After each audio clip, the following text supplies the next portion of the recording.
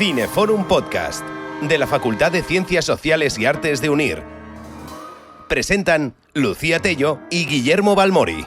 Vamos a tener un micro momento de relax y de disfrute de cine, y además con una película fantástica como Soy un fugitivo. Pero antes de que se me olvide, como de costumbre, voy a presentar a mis compañeros que están aquí conmigo. Así que, en primer lugar, porque ha venido a vernos, además, después de un viaje muy grande y que debe tener un jet lag impresionante, Enrique Ferrari.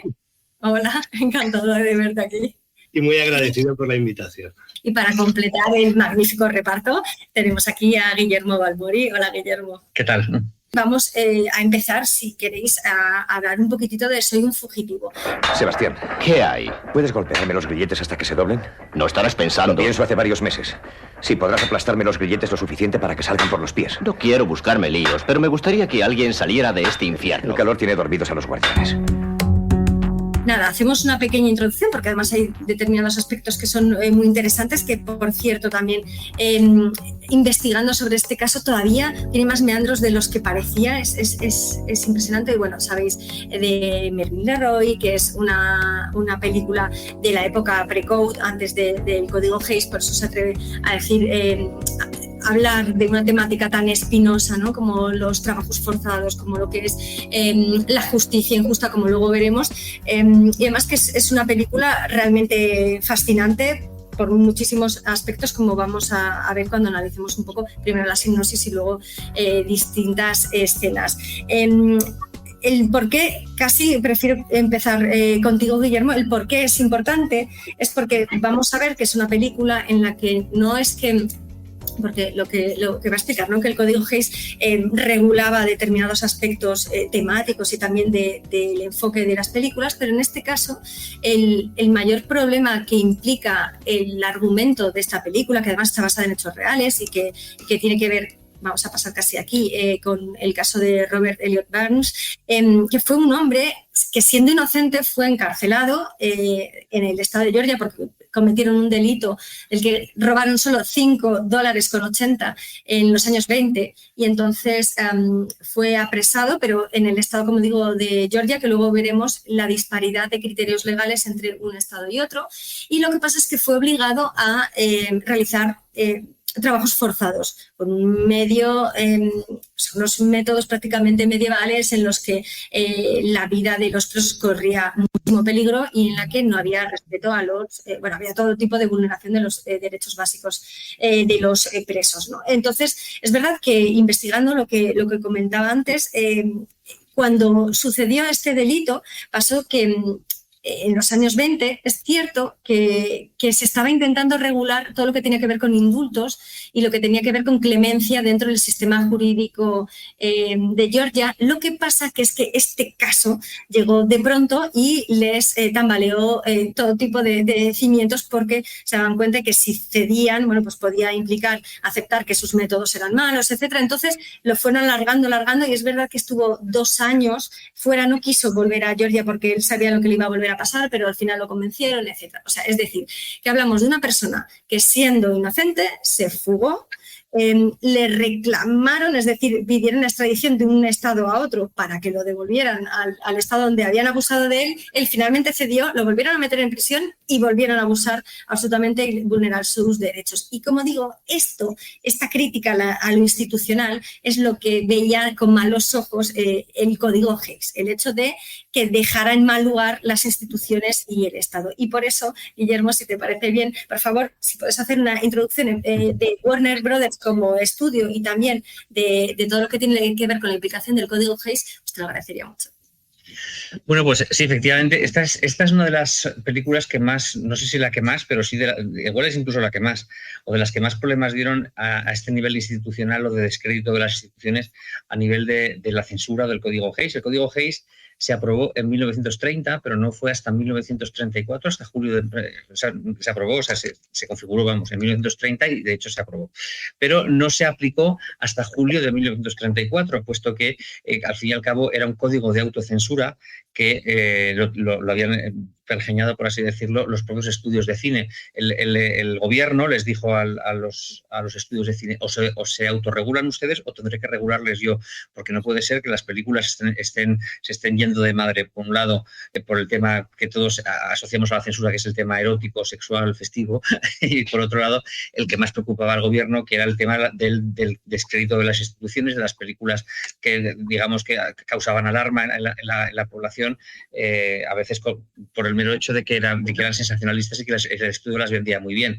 Entonces, como digo, hasta julio de 1934 no se empieza a aplicar el código a rajatabla, con lo cual de 1930 a julio de 1934 está este periodo que se conoce como precódigo, precode, en el cual pues se hacían películas que luego serían absolutamente prohibidas y que digamos que aunque violaban el código, porque lo violaban en varios aspectos, pues se seguían haciendo porque al fin y al cabo el que pagaba al censor era el estudio y el censor pues hacía oídos sordos hasta que en julio de 1934 varias asociaciones conservadoras con la Iglesia Católica al frente, en un país además que no es eminentemente católico, pero evidentemente tenía mucho peso la Iglesia Católica, al frente la Iglesia Católica, más luego el propio gobierno y otras instituciones conservadoras dijeron, oiga, este código está hecho para cumplirse y se tiene que cumplir.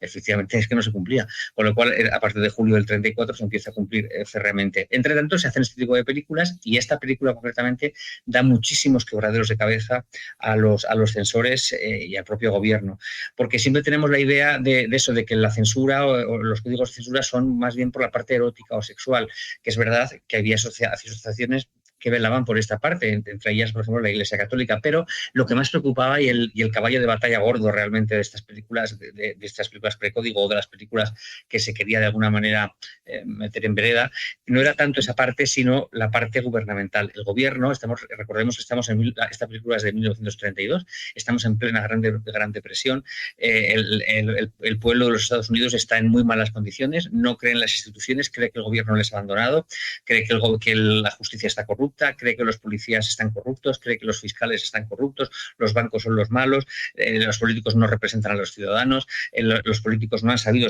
sacar del atolladero a los ciudadanos y les han llevado a esa situación desesperada, con lo cual es un clima realmente muy preocupante a nivel incluso de revolución social. No se sabía entonces, el cine era relativamente joven, el cine sonoro acababa de empezar, esta película es del 32, el cine sonoro empieza en el 27, 28, 29, en el 29 ya se da por concurso, prácticamente ya no se estrenan películas mudas.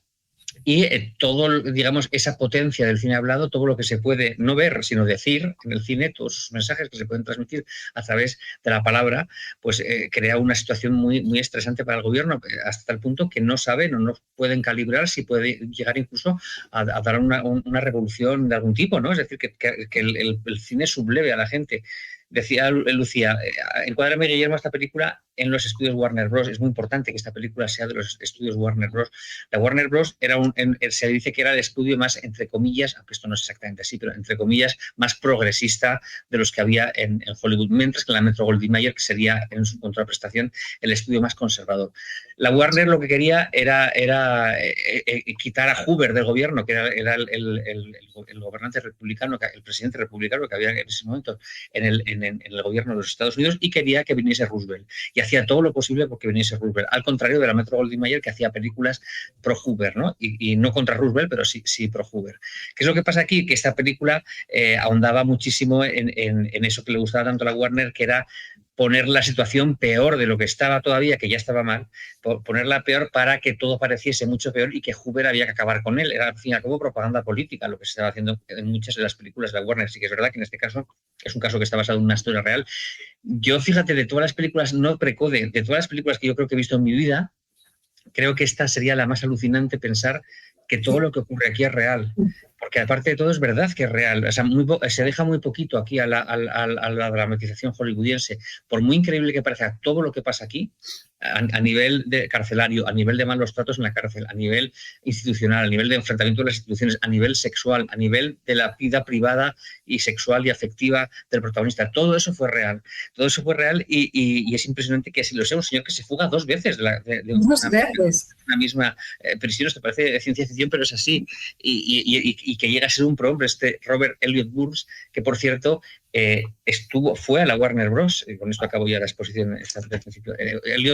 Robert Elliot Burns, que es el verdadero protagonista de la película, en la que está basado el personaje de la película que interpreta Paul Mooney.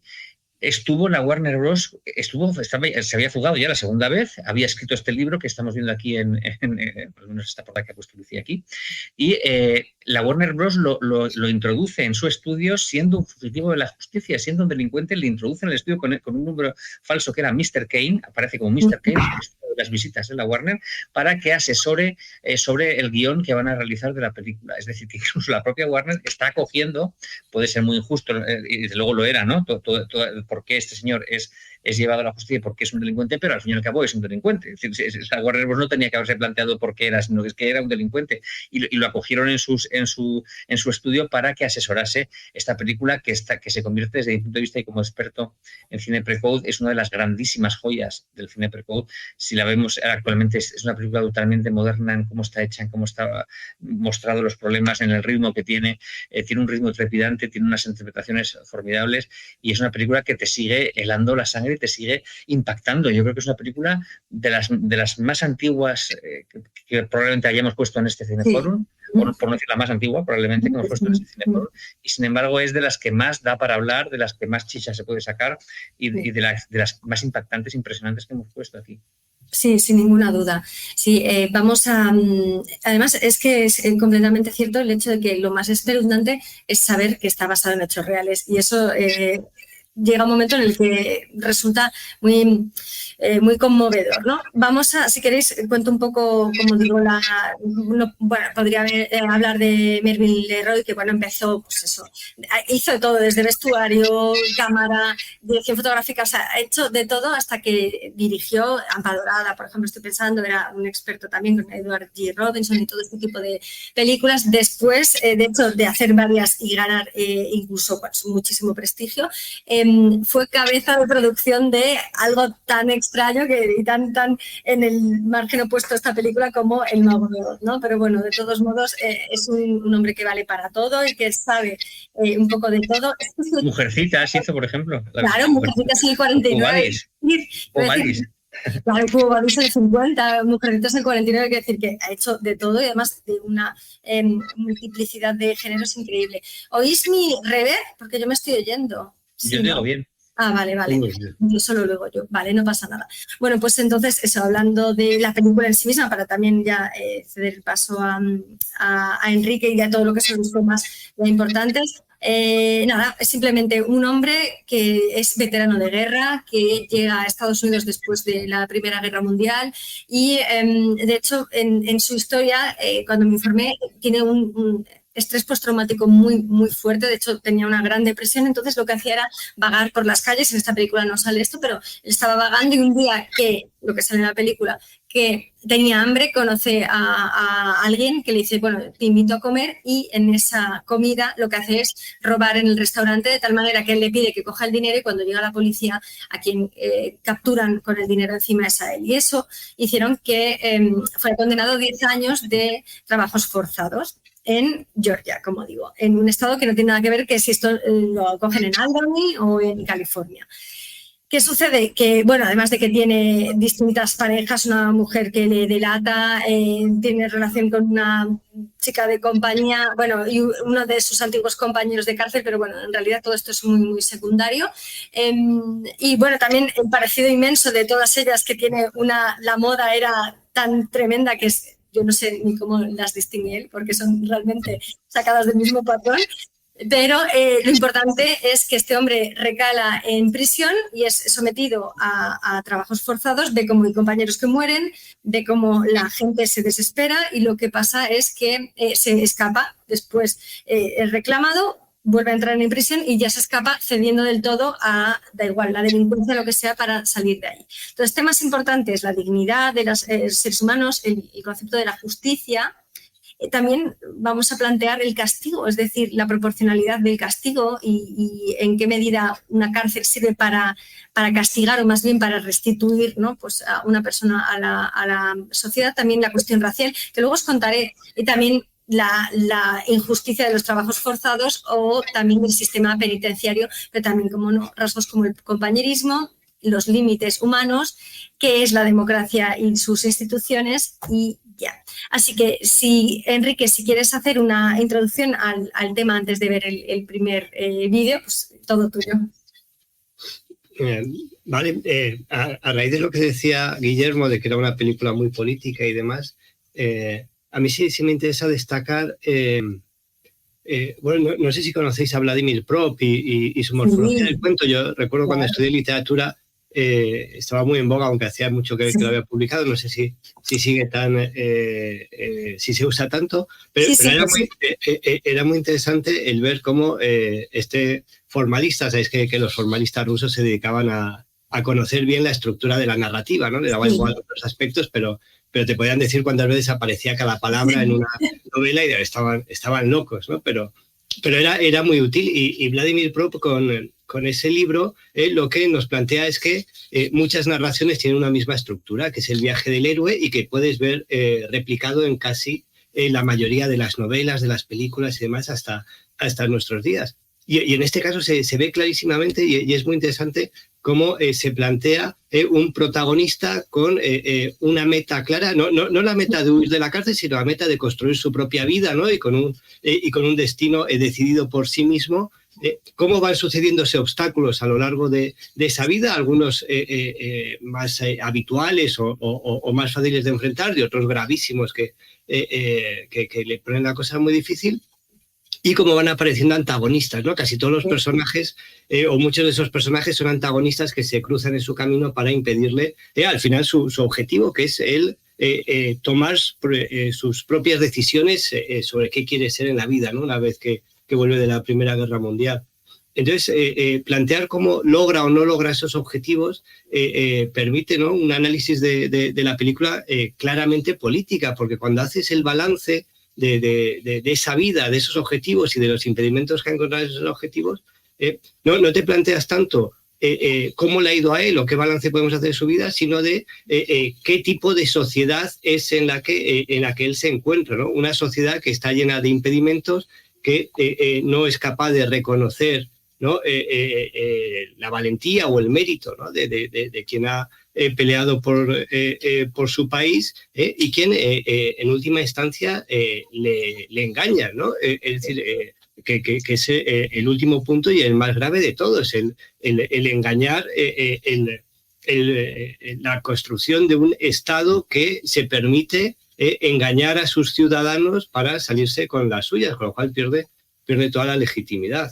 Entonces, a partir de ahí sí podemos analizar muchos aspectos sobre la cárcel, sobre el impedimento de la construcción de una vida. Al final es, y si queréis acabo con esto y luego entramos en aspectos más concretos que nos pueden interesar, es dinamitar los fundamentos del sueño americano. Sí. Que a mí es lo que más me interesa, de la mejor literatura norteamericana y del mejor cine norteamericano, frente a esa conciencia colectiva, ¿no?, o esa ingenuidad, ¿no?, que late un poco en el pueblo americano de ese sueño, ¿no?, de la capacidad cada uno de construirse su propia vida y de poder mejorar socialmente y de poder triunfar, ¿no?, como lo plantean ellos, solo a partir del valor de uno mismo, del esfuerzo y demás, el reconocimiento de que no, de que la sociedad no te lo va a permitir, y que es muy, muy difícil el poner de tu lado las circunstancias, el poder aprovechar la estructura de esa sociedad para construirse una vida al menos digna. Sí. Entonces, eso está en esta película, está en otras muchas películas norteamericanas, y creo que está en la mejor literatura norteamericana, que es muy, muy, muy diferente a los lugares comunes de buena parte de esa sociedad norteamericana.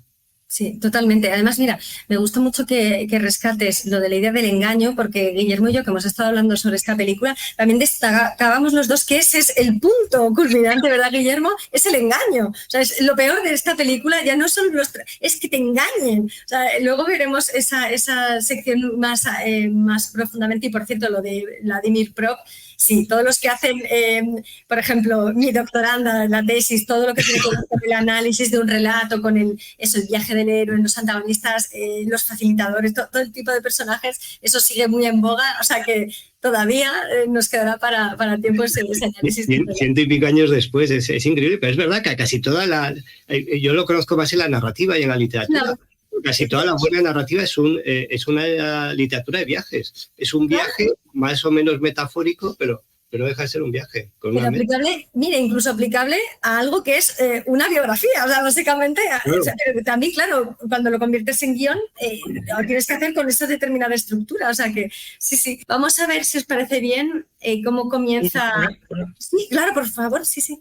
Por alusión. Hay una cosa que me estaba fijando en que precisamente todos los razonamientos que ha dado Enrique, toda la reflexión que acaba de hacer, toda esa en conjunto, es justo lo que quería evitar el código Gestión Ciudadano, esa sensación, que estuviese esa sensación. O sea, todo, es decir, por eso atacaron tanto esta película. Todos esos razonamientos que ha dado perfectamente Enrique, que están perfectamente justificados, y que yo que si un censor de aquella época lo hubiese oído ahora, diría, Dios mío, esta película la tenemos que prohibir si causa todas esas sensaciones, porque es que ha sido justo eso. Todo lo que has razonado y lo que has explicado es precisamente lo que tenían miedo los censores que ocurriese, y que evidentemente no solo te pasa a ti, sino le pasaba a la gente. Es claro. La película, pero casi ha hecho, es muy gracioso porque casi ha hecho un discurso de lo que los censores intentaban evitar, los efectos que los censores intentaban evitar en el espectador. Así que es muy curioso, ¿no? Es el desengaño, ¿no? De esa ingenuidad, claro. que querían que se mantuviera ahí latente.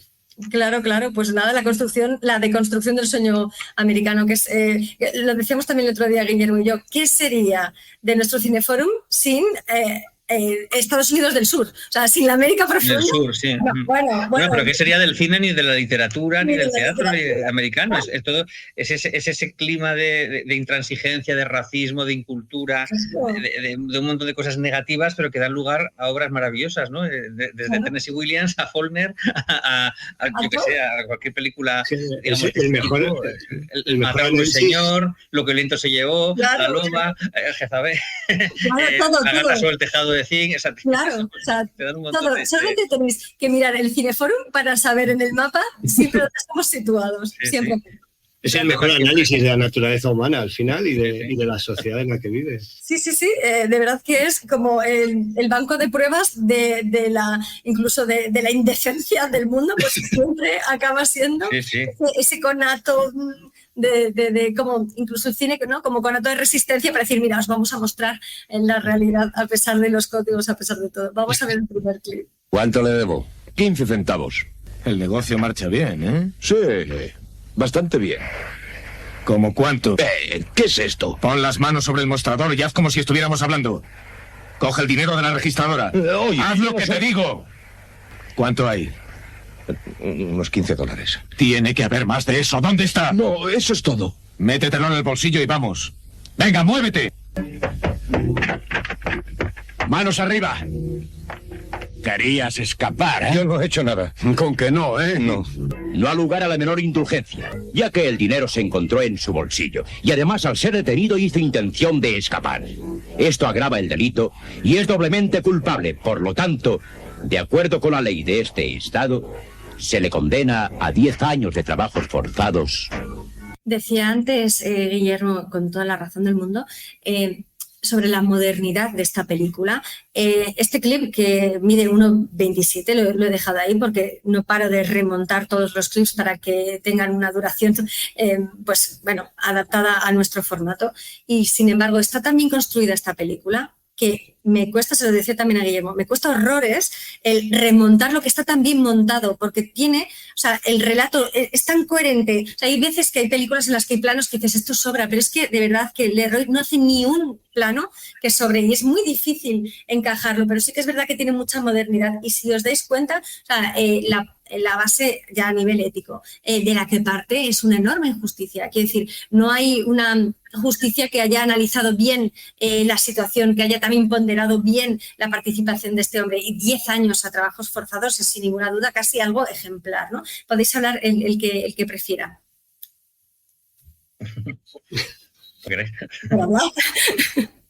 Bueno, empiezo yo si quieres. A ver, yo lo estaba pensando, es decir, esto dura, según veo ahí, 1 minuto 27 segundos. Y en 1 minuto 27 segundos hemos visto un atraco, hemos visto un juicio y hemos visto cómo va a los campos forzados. Es decir, es una narrativa realmente impresionante. Es verdad que esta narrativa era muy, muy del estilo a la Warner del cine clásico la tiene, por eso me encanta tanto el cine clásico, Válgara, ¿no? Estas películas primeras del cine sonoro de los años 30, precódigo, incluso hasta, ametrallan prácticamente la acción, la van soltando, no hay un momento muerto, con lo cual son sumamente ágiles, pero es que fíjate lo bien construido que está esto, es decir, en 1 minuto 27 te ha contado 3 actos que probablemente en el cine actual se hubiesen eternizado en contarte todo esto, en hacer el atraque, en hacer tomas, y encima está hecho con un arte cinematográfico impresionante, es decir, las tomas como están hechas, el agobio que te transmite, las interpretaciones, está todo hecho, vamos, de 10, yo creo que y insisto, es 1 minuto con 27. Entrando ya en lo que es el tema, claro, es un señor que le van a acusar de un delito que no ha cometido. O sea, todas las atrocidades que vamos a ver después de la película, que ya son impresionantes en sí mismas, aunque hubiese cometido un delito, serían increíbles, aunque lo hubiese cometido. Sí. Es que encima no lo ha cometido. Es que encima le están metiendo en prisión por un delito que no ha cometido. Es decir, el Estado es injusto, la justicia es injusta, sobre todo en este estado de aquí, ha estado en una serie de circunstancias, ha estado en el momento inadecuado, en el lugar inadecuado, ¿no? Por así decirlo. Y eso va a hacer que no solamente se le condene, sino que no se tenga clemencia con él y sea absolutamente desproporcionado. Es decir, aunque fuera culpable, aunque se hubiese llevado 50 centavos, yo no sé lo que es, $1, no sé cuánto es lo que se lleva. $5, tristes. $5, lo que sea. Es decir, incluso en ese caso, es impresionante digamos, la desproporción, ¿no? de condenarle a trabajos forzados, que aparte de todo, ahora hablaremos, imagino, de los trabajos forzados, sí.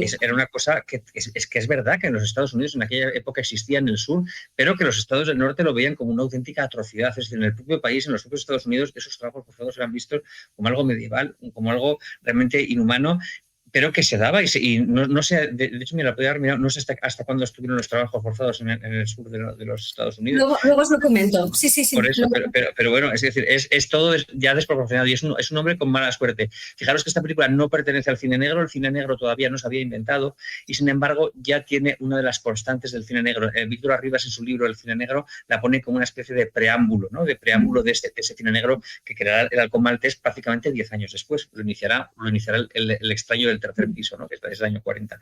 Es decir, esa, digamos, fatalidad, esa mala suerte, eso lo que ha dicho antes Enrique, esa explosión de los valores americanos y de la tierra de las oportunidades, la tierra de la que todo el mundo puede progresar. Bueno, pues esto es todo lo contrario, es esa mala suerte, ese héroe, digamos, el falso culpable, ¿no? Por así decirlo, pero luego Hitchcock también desarrolla. Esto es un falso culpable absoluto. Solo que, insisto, y lo diremos todo el tiempo, cuesta creer que una cosa así fuera real, ¿no? Es tremendo, ¿no? Que fuera una historia real. A mí me interesa mucho aquí cómo muestra que eran luego los trabajos forzados y demás, donde se ve que dice todavía con más claridad, pero cómo se muestra la absoluta falta de compasión o de piedad hacia el individuo, ¿no? Incluso con independencia de ser culpable o no del atraco. Eso, la definición, la gente no lo conoce o no lo piensa a menudo, pero la definición clásica de compasión o de piedad es sentirse mal por digamos, empatizar con aquel que sufre un mal sin merecerlo. Entonces, cuando tú entiendes que ese mal se lo merece, cuando la otra persona está sufriendo un mal pero se lo merece, dejas de tener compasión o de piedad por él. Eso lo dijo Aristóteles y desde entonces se repite. Y es verdad que intuitivamente, cuando entiendes que alguien se merece lo que le está pasando, no sientes tanta empatía por él, ¿no? Y aquí, en el momento en que se le considera culpable, en el momento en que se cree que es responsable de ese atraco, pierde toda su dignidad como individuo y a partir de ahí todo lo que le va sucediendo por carecer, ¿no? Ante los demás de los rasgos mínimos, ¿no? de una persona, de un individuo que se merece esa compasión o esa piedad. Entonces está legitimado el acusarlo injustamente, el condenarlo, el someterlo a trabajos forzados o el hecho de dispararlo, ¿no? cuando intenta huir o demás, ¿no? O al final el engaño. Es decir, que es una sociedad que le quita la dignidad al individuo en el momento en que entiende que ha cometido o ha infringido un mal contra ella. Totalmente, no, además estáis comentando.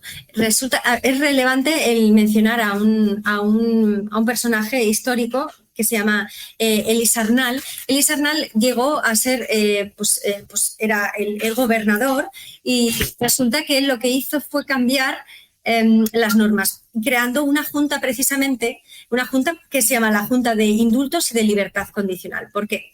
Porque resulta que es totalmente cierto que esto que le tocó a Barnes, en este caso al personaje, que fue cierto, y entonces es lo que decía, no podemos mantener un sistema en el que no solamente tratamos pues sin ningún tipo de clemencia a los presos, sino que metemos presos, por ejemplo, niños, decían, metemos niños en la cárcel y además están con criminales profesionales que hacen lo que quieren con los niños y después encima se vuelven criminales, ¿no? Que tenemos un sistema que es totalmente inhumano. Entonces creo esta junta y más o menos antes de los 50 ya habían quitado los trabajos forzados. Ojo, antes de los 50, es que eso fue antes de ayer, que es que parece que hace mucho, pero es que no hace nada.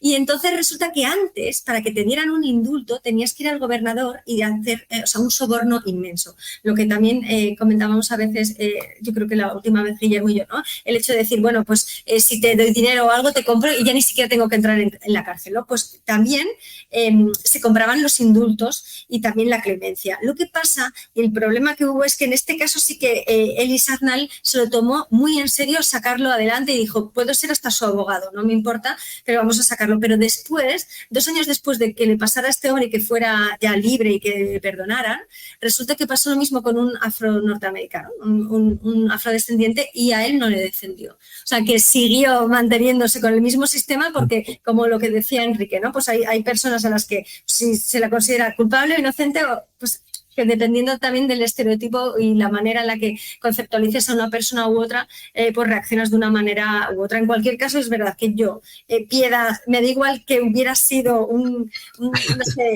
horror de persona, porque el hecho de que tenga que sufrir semejantes injusticias es un abuso enorme. Si queréis, podéis... Sí, por favor. Pero esto es interesante. Bueno, hay 2 puntos que me gustaría añadir. Primero, eso que comentas tú, Lucía, creo que también lo comentamos. Hay que decir que esta película, la propia película, sirvió también para denunciar una película de crítica social.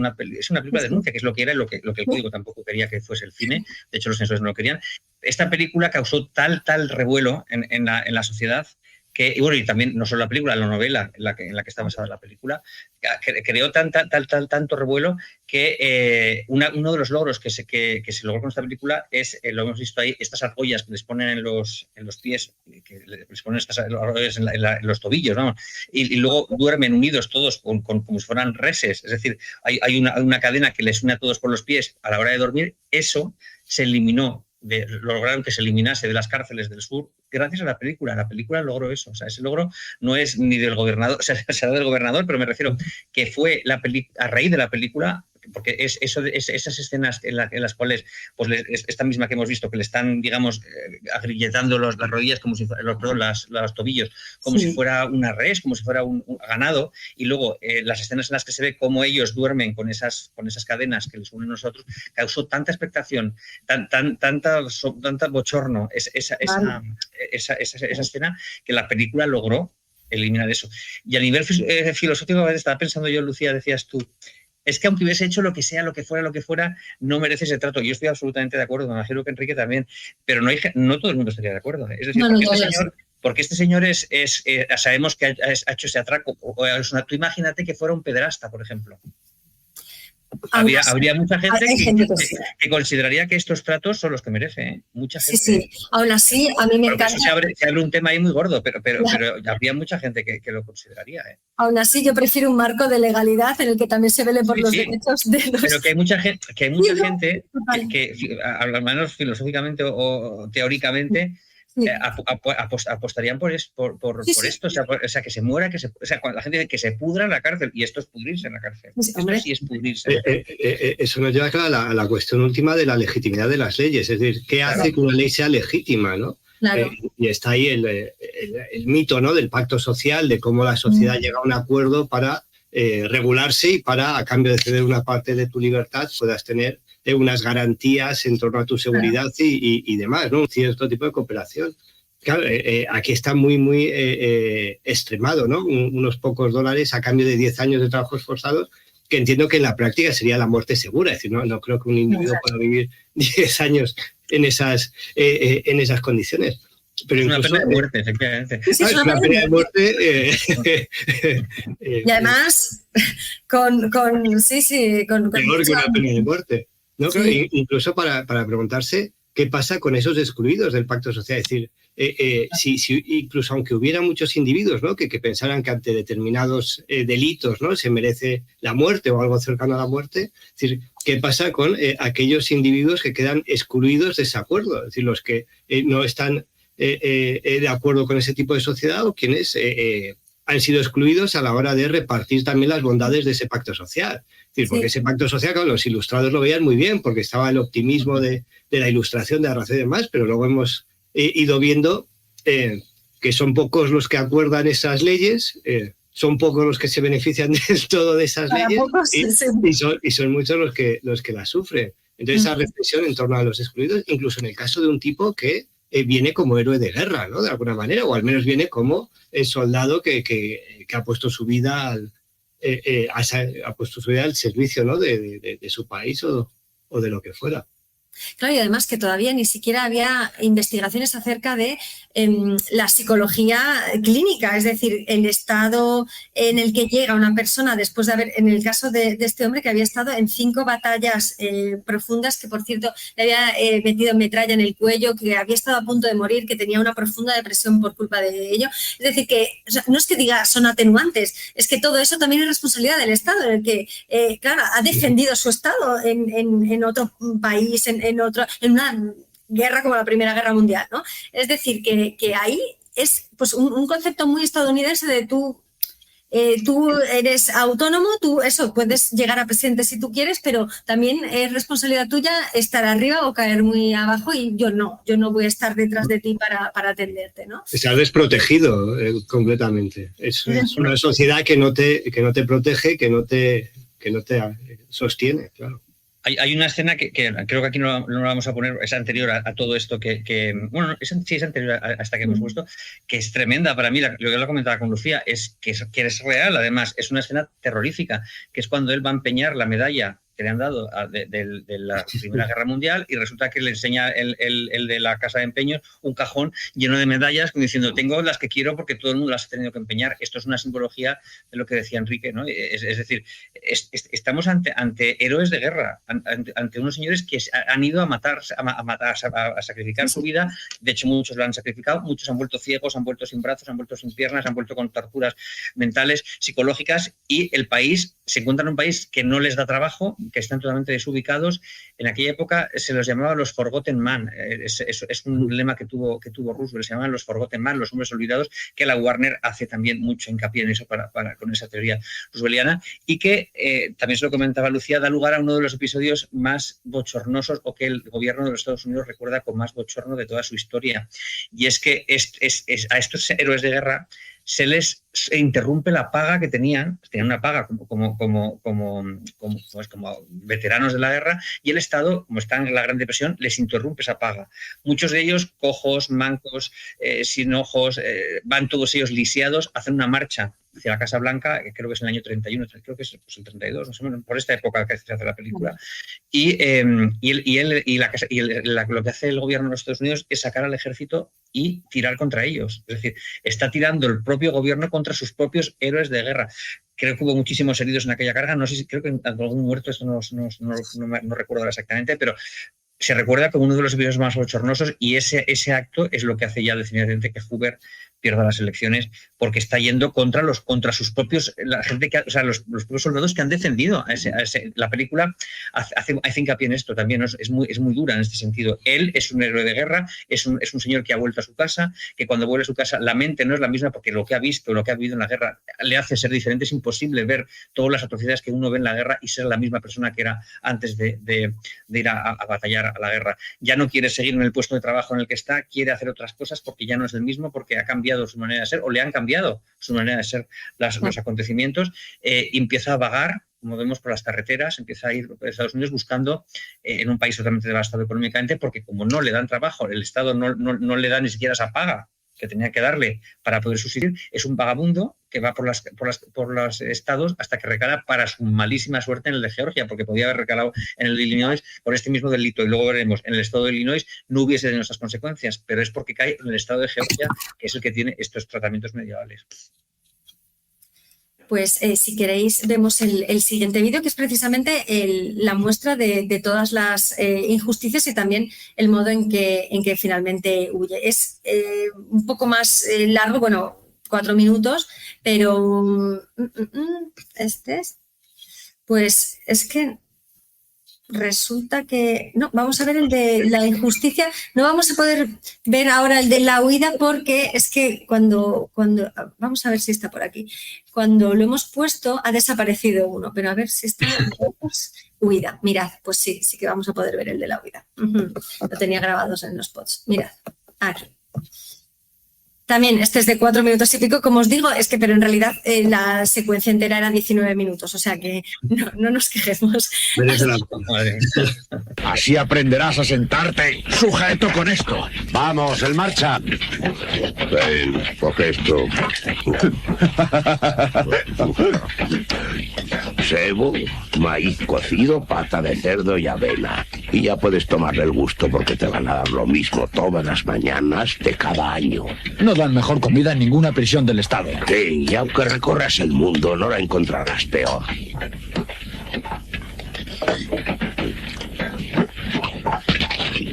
¿Para qué te lo echas en la boca si luego lo escupes? Estoy practicando.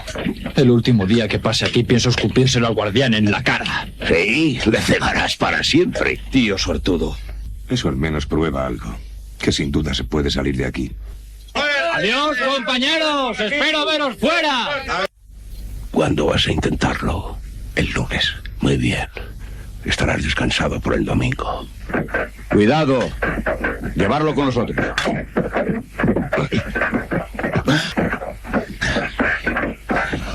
¿Qué te parece?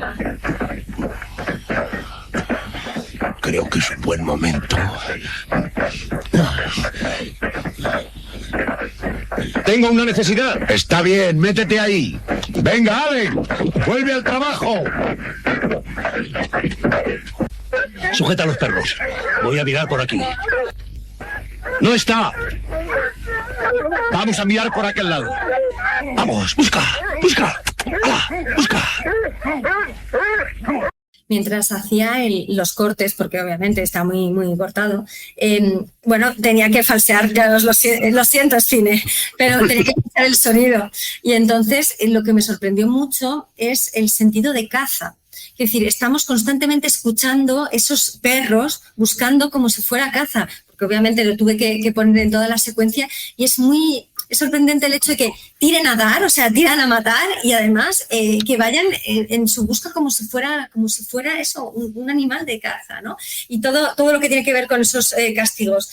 ¿Qué os parece? ¿Qué os parece toda la unión de estas escenas tan terribles que dan cuenta de esa injusticia? Sí, por favor, Guillermo. Bueno, a mí me recuerda, quería comentar, hay una película, cuando se estrenó esta película en el año 32, hay una película de la RKO que se llama La carretera del infierno, que es una novela también que ahonda en las prisiones del sur de los Estados Unidos, y que la intentan estrenarla antes que esta para lograr, era una historia también de las cárceles del sur de los Estados Unidos, intentan estrenarla antes para, digamos, coger todo el efecto, ¿no?, de la novela publicada de este señor y demás. Solamente 2 hechos que me han recordado para que veáis, y eso también era real. En esta película no sale, pero sí sale La carretera del infierno. Los presos de estas cadenas de Chang'an, lo llamaban estas cadenas de los forzados, llevaban, aquí no se ve, pero sí en la película otra sí que sale, llevaban, lo digo porque me he recordado ahora en la persecución que decía Lucía ahora, que van a dar, es verdad que van a matarlo, es decir, no es que tiren para asustarles, que van a matarlo. En esta película se ve, y como digo, era una realidad también en algunas prisiones del sur, que en la espalda, la camisa que llevaban los presidiarios, en la espalda llevaba una diana para dar al blanco, es decir, y eso es real, en la parte trasera de la espalda hay una diana para que si huían pudieran apuntar y acertar. Es decir, esto es una realidad que existía en esos trabajos forzados de las cárceles del sur. Y hemos visto ahí brevemente, en una de las escenas que se Lucía, un preso que se ve que está como atado a un poste, que parecen casi como cosas de tortura medievales. En esta película que digo también, en La carretera del infierno, que la recomiendo el que la quiera ver, es una película de la RKO, también se da lugar una de las torturas que tenían, que aquí en esta película se insinúa un poco con eso que hemos visto, pero en esta película se desarrolla más, y era, creo que lo llamaban la estufa, y la estufa era, ponías, como era el sur de los Estados Unidos, daba mucho el sol y mucho calor, ponían como una especie de caseta de metal en el cual ataban a un señor por el cuello a un poste dentro de la caseta, hasta que prácticamente moría de deshidratación y porque era como están en un invernadero, es decir, le cerraron en la chapa de esa jaula metalizada. No era una jaula, o sea, era una caseta metalizada, sin barrotes, cerrada totalmente, como una cabina de teléfono, pero cerrada en metal y al sol. Y el que no moría, pues quedaba, o sea, les cogían moribundos, estaban ahí un día y era uno de los castigos que tenía. Dicho todo esto, bueno, volvemos otra vez desde el punto de vista cinematográfico a ver la maravilla, cómo está rodado todo eso, cómo está rodada. Insisto, es 1932. En 1932 el cine hablado estaba empezando. Las cámaras, se decía, que esto no es verdad, pero se tenía la teoría de que las cámaras no se podían mover. ¿Por qué no se podían mover? Pues porque lo vemos en Cantando bajo la lluvia. Tenían que estar los micrófonos metidos dentro, las cámaras metidas dentro de esas cajas, de una especie de, volviendo al tema, cabinas a su vez, para que nos viera el del ruido que hacía la cámara, y el micrófono lo captaba todo. Es decir, las primeras películas sonoras eran sumamente quietas, era prácticamente teatro filmado. Hace 3 años que se ha inventado el cine hablado, y mirad cómo se mueve la cámara aquí, por esos ríos, cómo hay una cámara subacuática, cómo está rodado, con qué agilidad. Es impresionante cómo está rodado. Y sí que es verdad que Lucía ha hecho su propio montaje, con lo cual lo hemos visto resumido, pero incluso visto así, es decir, ha hecho impresionantemente toda esa narrativa, esa agilidad narrativa, ¿no? Decir también que, y esto vuelvo otra vez al tema de la censura. En este caso, cuando el censor aprueba esta película y aprueba que se puedan, digamos, mostrar estas atrocidades, pone 3 condiciones que tienen que ver con el vídeo que hemos visto. Uno de ellos es que no se mencione en toda la película que nos estamos refiriendo al estado de Georgia, para no causar, digamos, malestar en los ciudadanos del sur de los Estados Unidos. El cine de Hollywood siempre tenía mucho cuidado con poder ofender a los sureños, porque era, digamos, como un mundo aparte. Era un mundo en el que no se podía vanagloriar excesivamente a los negros, no podías mostrar las películas negros mezclados con blancos. Es decir, había que, para que no te boicoteara la película, había que transigir con ciertas cosas con estos estados del sur. Y el Código Hays, en muchos aspectos, velaba por esto. No hay que ofender a la gente del sur, pero no ofender a la gente del sur era a veces transigir con atrocidades. En este caso, no quisieron que se nombrase el estado de Georgia. Otra cosa que impusieron fue que en algún momento, fijaros, se tenía que razonar por alguien que no estaban tan mal los trabajos forzados y no justificar, porque la película evidentemente no los justifica, todo lo contrario, pero tenía que, digamos, la censura obligó a que en algún momento, Lucía dice que sí, yo no me acuerdo, en algún momento alguien diera algún punto positivo a favor, su punto de vista positivo a favor de los trabajos forzados. Y el tercer elemento que la censura hizo imponer para que se pudiera estrenar la película, que yo creo que tampoco se cumple, pero bueno, es el hecho de que se presentase esto como un caso excepcional, como el caso de un señor que había tenido muy mala suerte, de un señor que había sido encarcelado en circunstancias muy malas, que le habían tocado unos carceleros muy malos, que la cárcel era muy mala, que había tenido mala suerte, que era inocente, pero que esto era un caso particular, que era un caso, digamos, que no era en absoluto lo normal ni lo que se daba normalmente en las cárceles sureñas, cosa que era mentira, porque realmente muchas de las cosas eran así. Y la película no te deja con el sabor de que es un caso excepcional, porque ves a los demás reclusos, ves a los demás y están todos igual de maltratados, ¿no? Es decir, que yo creo que eso no se cumplió, pero estas fueron las circunstancias que pusieron, digamos, las condiciones que pusieron los censores para poder estrenarlas. Al final se estrenó así. Digo, esto 4 años después no se hubiese podido estrenar esta película, y aunque me imagino que aquí lo hemos visto, ese sadismo, ¿no? de los carceleros, es lo que decía antes Enrique, es decir, él se lo merece y la hizo, se lo merece y no digo ningún tipo de compasión con él, pero sí que es verdad que aparte de esta teoría que es cierta de lo merece o no lo merece, hay muchísimo sadismo en esos carceleros. También es verdad que la película a fin de ser más sensacionalista igual, también puede que lo exagere, porque no olvidemos una cosa, estas películas son muy meritorias en el sentido de que denuncian cosas, en el sentido de que ponen en evidencia muchas cosas malas que pasaban, evidencian aquí, se ve muchísimo todo el sistema penitenciario, hubo muchísimas películas en esta época, muchísimas, una época que denunciaban las instituciones del Estado, los manicomios, las cárceles, lo mal que estaba, cómo estaban mal gestionados, cómo estaba, que eran campos de concentración prácticamente, pero insisto, no nos olvidemos, todo esto no está hecho porque la Warner era muy buena y quería hacer una denuncia social, no, era porque les daba taquilla, es decir, era porque eran películas en el fondo sensacionalistas y en el fondo pues toda esta serie de atrocidades y de castigos físicos es un morbo que a la gente siempre le ha gustado ver y le ha gustado seguir, es decir, que es verdad que a mí no, No, a mí tampoco. Yo de hecho me extraña que a la gente le guste, pero los circos romanos ya lo tenían, así que eso está desde siempre ahí. Pero me refiero que pasaba esto, estas películas en gran medida, si no dieran dinero, por mucho mensaje que quisieran tener, nos hubieran estrenado. Es decir, son películas comerciales, gracias a Dios comerciales, y porque por eso son tan ágiles y siguen sosteniendo también el paso del tiempo, ¿no? Pero bueno, en definitiva, todo lo que vemos aquí, esos maltratos, esa huida definitiva y un aspecto también importante, con esto acabo, la superioridad moral, la superioridad intelectual, la superioridad incluso física, diría yo.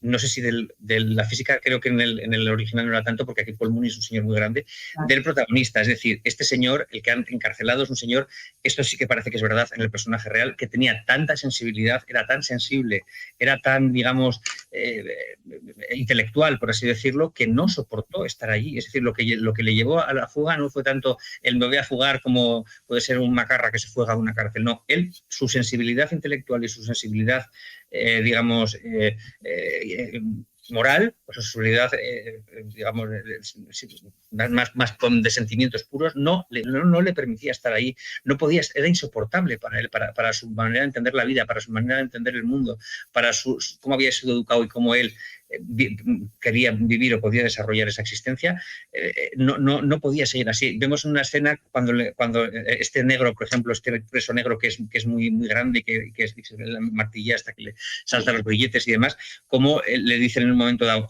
es que este se va a pasar aquí toda la vida porque él, digamos, casi es su hábitat, el estar así picando y demás y lo hace a gusto. Hay otros que lo dan por perdido, hay otros presos que los ves que han dado por perdido ya la situación, pero él no puede soportar, pero es su intelecto el que le hace no poder soportar estar ahí y por eso se fuga. Esto se muestra en la película y parece ser que también fue el caso real. Muchas gracias. Enrique. Sí, yo creo que hay dos elementos para el análisis en este corte. Uno es la cárcel y el segundo es la fuga. En torno a la fuga, luego retomo lo que dice Guillermo, tan interesante, porque yo estoy completamente de acuerdo. El primer punto, el de la cárcel, a mí también me interesa mucho, porque de alguna manera el sistema penitenciario funciona muy bien como indicio de los valores de una sociedad. Claro. Entonces, registra muy bien qué tipo de cárcel se quiere y para qué se quiere ese tipo de cárcel. Hombre, yo no quiero incomodar a nadie, pero esta película es del 32. En 2025 se están construyendo cárceles para migrantes rodeadas de caimanes para que no huyan. Es decir, que lo que hemos ganado no es tanto y es la misma sociedad. A lo mejor me he ganado 4 años sin poder entrar en Estados Unidos. Pero bueno, lo editas. Pero al hilo de esto me interesa, yo no sé si conocéis a George Lakoff, era lingüista, pero trabajó sobre todo en la sociología. Lakoff plantea la comprensión de la realidad a partir de marcos, ¿no? De marcos intelectuales, a partir de la construcción, ¿no? de un marco, de una forma de entender el mundo, puedes entender de una forma u otra la sociedad. Y él ponía un ejemplo muy claro en su obra, que era el marco del padre severo y el del padre cariñoso, ¿no? O comprensivo, para explicar la política estadounidense, ¿no? Entendía que los conservadores entienden el mundo a partir de ese marco, ¿no? De la creencia de un padre severo, que es riguroso, que es que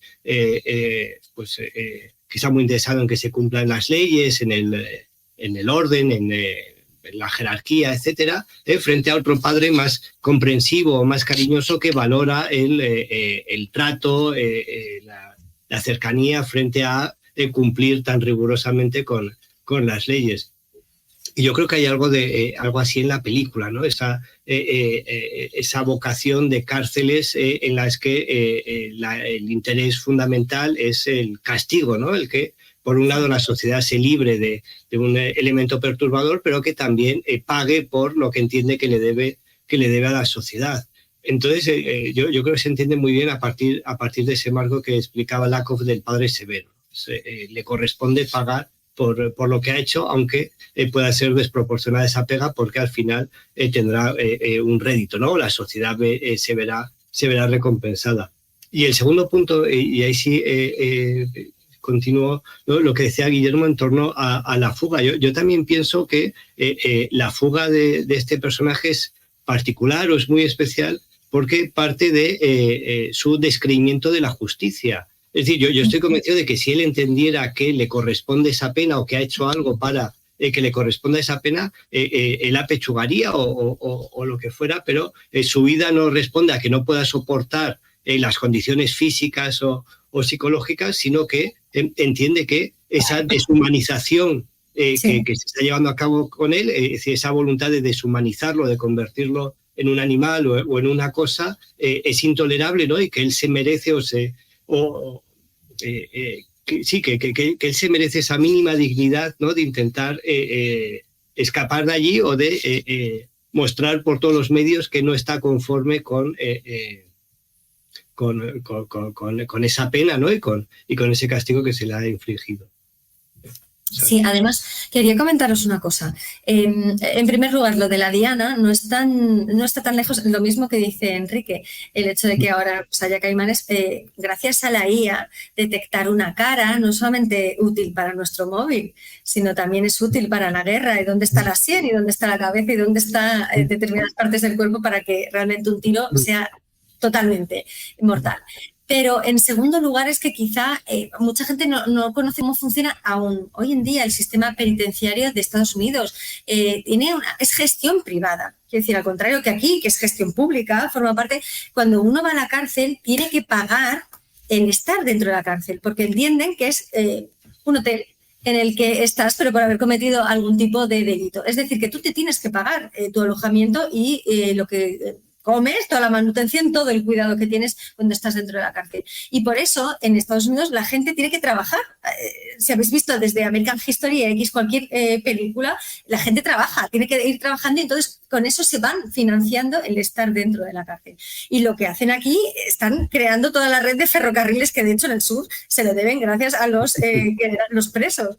Es decir, que trabajar o realizar algún tipo de labor para pagar el hecho de que estén en una prisión, el sistema penitenciario, es algo que es común al sistema per se estadounidense. Lo que no es justo es el tipo de trabajos, claro, a los que están sometidos en este caso. Pero sí, totalmente, además, todo lo que comentabas, ahora lo último, Enrique, el hecho de para qué se está en la cárcel, ¿no? Se entiende que tiene un afán de restituir de alguna manera a esa persona y volver a introducirla dentro del sistema. Por eso es tan extraño cuando algo funciona bien que tenga que volver a prisión porque tiene que pagar una condena, ¿no?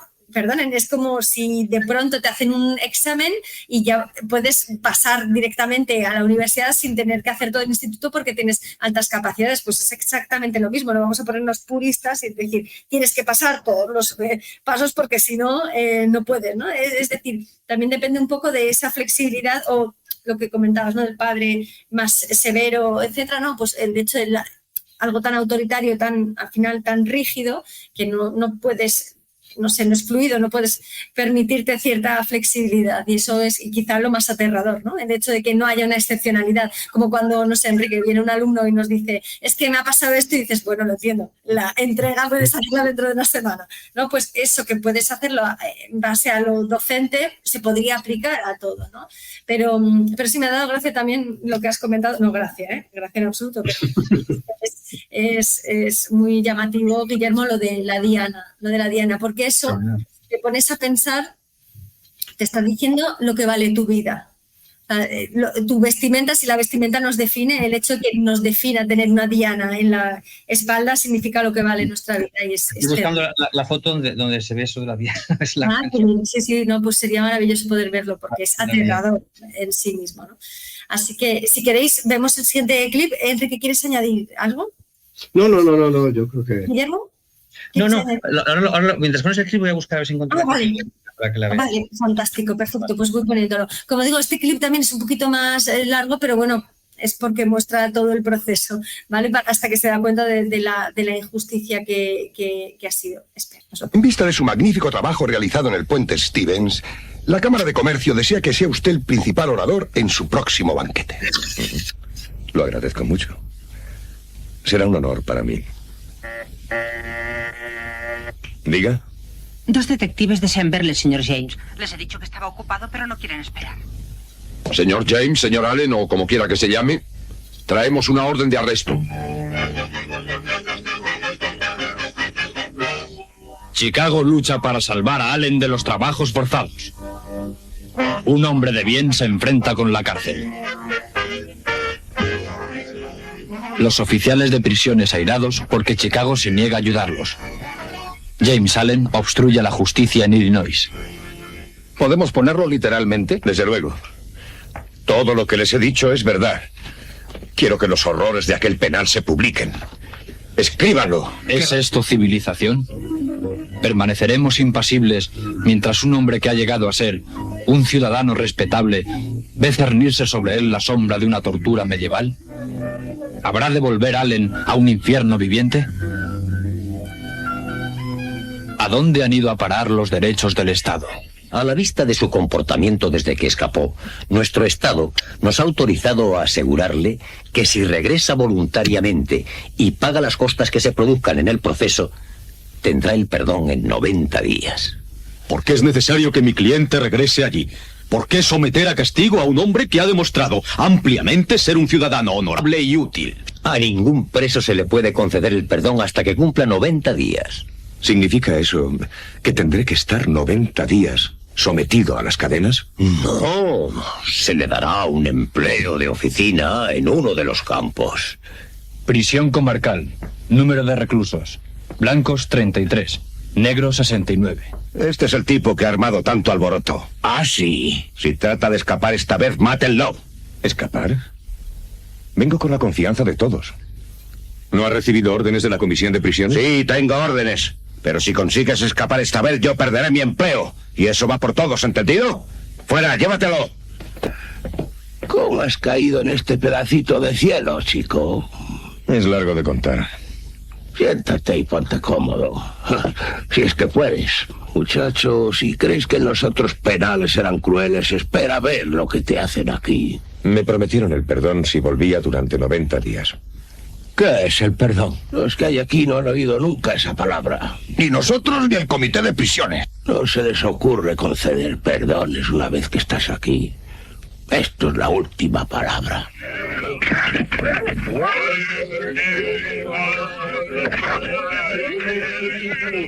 Un hombre que fue condecorado por su valentía en la Guerra Mundial. Un hombre que ha cometido un delito, pero únicamente forzado por la amenaza de un arma. Su primer y único delito.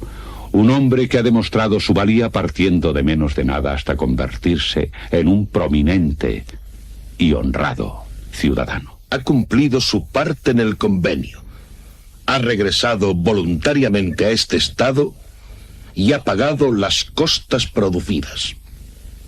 No puedo pensar a la vista de todas estas pruebas y en nombre de la justicia que el jurado se permita siquiera considerar cualquier otra alternativa.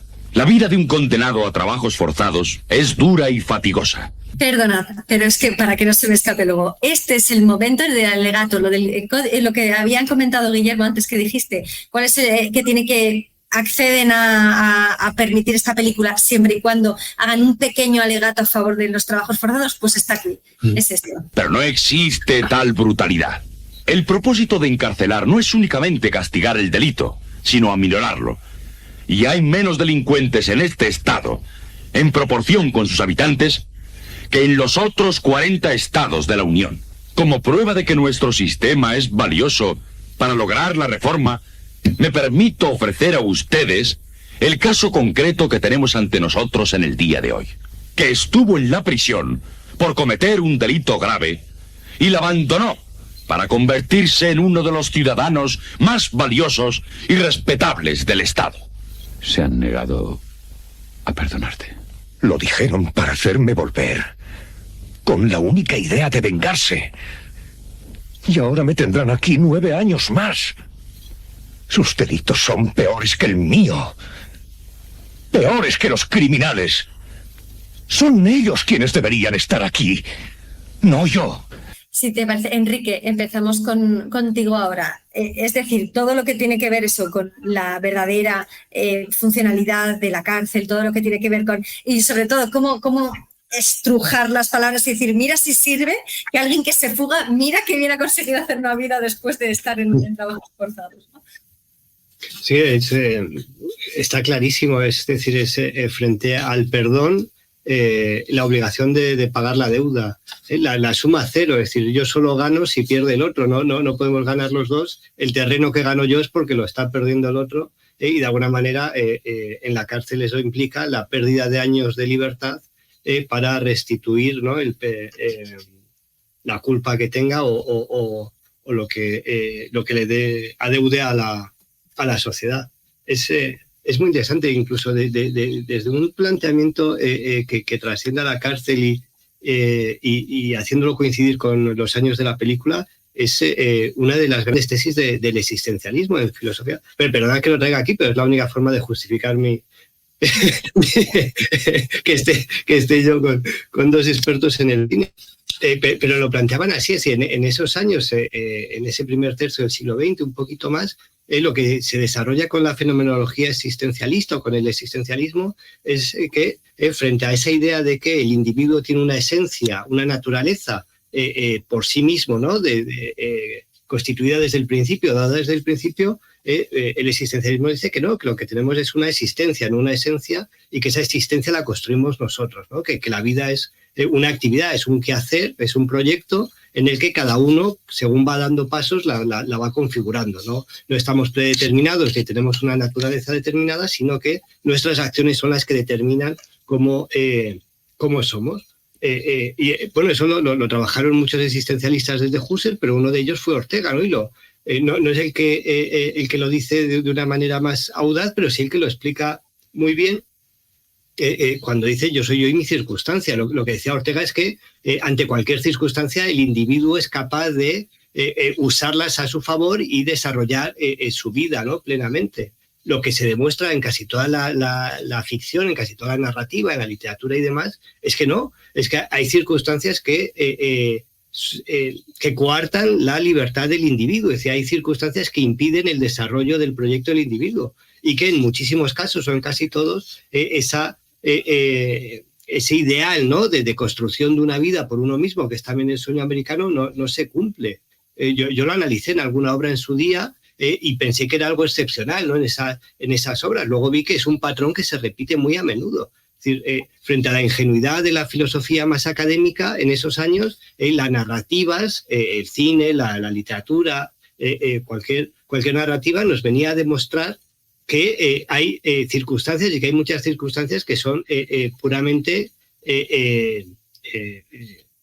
castrantes, ¿no? Puramente imposibilitadoras del desarrollo de un proyecto personal. Entonces aquí vamos viendo pequeños obstáculos, el hermano que quiere que vuelva a la fábrica, la madre, ¿no? O el propietario de la fábrica, hasta llegar a estos puntos culminantes, ¿no? Y se va viendo cómo el individuo es capaz de ir superando todos los obstáculos, incluso yendo de la cárcel, desarrollando una vida profesional envidiable y demás, pero que siempre hay un obstáculo después que se lo pone un poquito más difícil, ¿no? Hasta llegar a este punto, ¿no?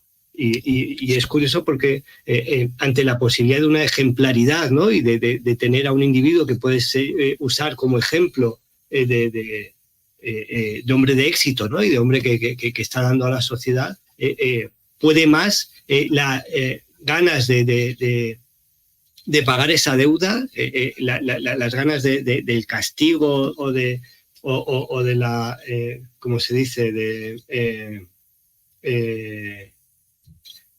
Cuando hablamos bueno, eso de pagar el castigo, no me sale la palabra, pero bueno, es la venganza, ¿no? En último tiempo. Es un individuo que se ha fugado de la cárcel, el Estado quiere vengarse y quiere que pague y que no se ría de ellos. Entonces, por ahí es fantástico el ejemplo. Pues está muy bien narrado.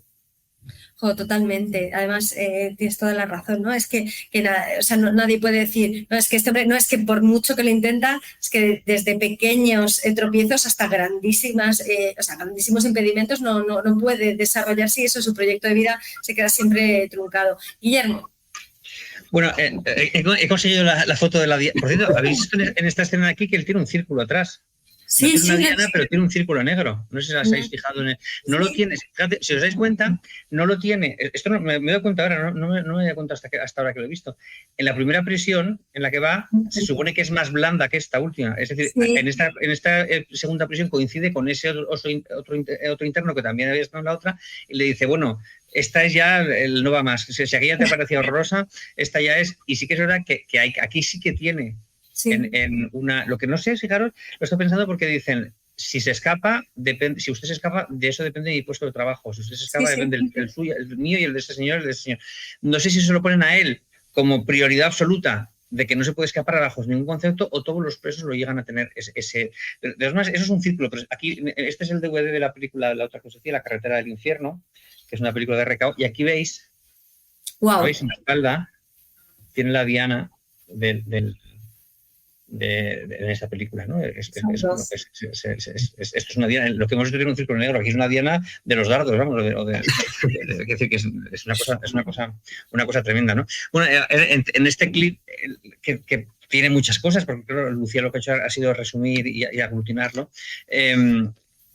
Para mí es el kit de la película. Fíjate que es una película que tiene, insisto, vuelvo a decir, yo creo que es la película que yo he visto, de todas las que he visto, basada en un hecho real, en el cual me parece más increíble que esté basado en un hecho real, por muchas circunstancias, no solamente por los malos doctrinales, sino por las circunstancias personales del protagonista. Es decir, que se pueda fugar 2 veces, que se fugue de esa manera, es decir, todas esas circunstancias. Hay que recordar una cosa, la película habla, por ejemplo, en el tema más personal de él, aunque no hemos visto el vídeo, habla que se casa con una mujer, con su casera, se casa con su casera porque su casera le chantajea con denunciarle descubriendo una vez que ya se ha fugado.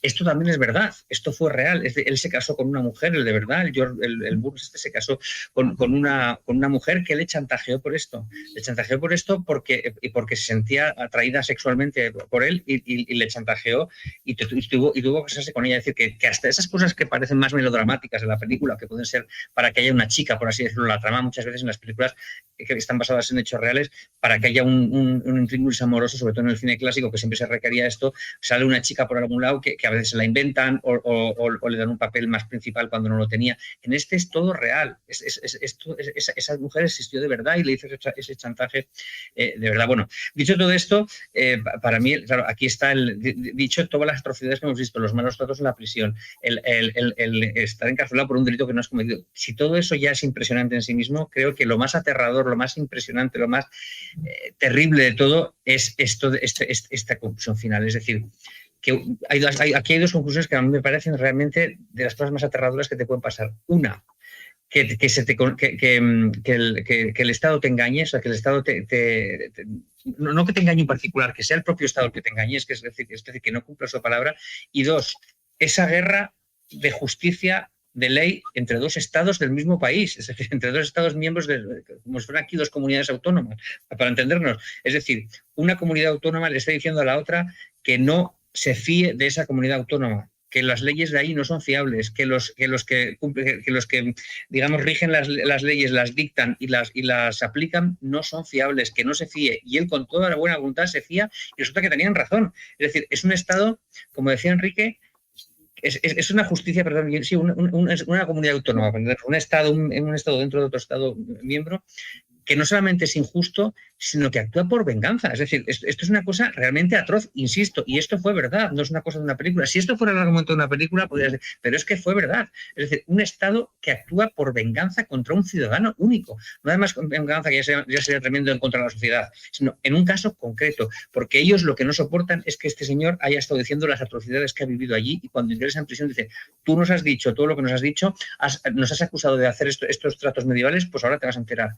Y incumplen lo que le han dicho a nivel, digamos, gubernamental, a nivel, o sea, es un Estado traidor, un Estado injusto y un Estado vengativo. Es una cosa realmente apabullante y escandalosa, ¿no? Eso por un lado. Y luego el hecho de esa dicotomía entre Estados. Fíjate, le contaba yo a Lucía el otro día una película que también sería bien ponerla aquí en el Cineforum alguna vez, es una película precódigo también, que se llama Wild Boys of the Road, que es lo que comentaba Lucía. Y pasaba esto, es decir, esto de esta lucha entre estados, es decir, ante la crisis enorme, digamos, crisis económica tan grande, sálvese quien pueda, y aunque pertenezcamos al mismo país, yo soy yo y tú te las apañas, es decir, que se acaba todo el hermanamiento de un país y demás. Esto se daba en esta película que te digo, Wild Boys of the Road, que lo que trata es de los jóvenes, de los chicos jóvenes que huían de las ciudades, porque iban, me refiero a adolescentes, niños y un poquito más que adolescentes, gente muy joven, huían los trenes de mercancías de las vías del tren, vamos. Entonces ellos se colaban en esos trenes de mercancías, y cuando iban a pasar a un estado, la policía, vestida de paisano, para que no se les pudiera acusar de cuerpos de autoridad, vestida de paisano, les esperaban con palos para que no se bajasen en ese estado y pasasen al siguiente. Porque si se bajaban esos jóvenes en ese estado, iban a incrementar toda la población tremenda que había de vagabundos, de gente sin techo, y estaban por las calles vagando, y creaban inseguridad ciudadana, atracos y demás. Es decir, es una cosa impresionante. Es decir, dentro de un mismo país, cuando el tren pasaba, entraba en un estado, les esperaban para que no se bajasen los chicos jóvenes en ese estado y pasasen al siguiente estado, y el problema le fuera al siguiente estado, pero al menos no se bajaban en el mío.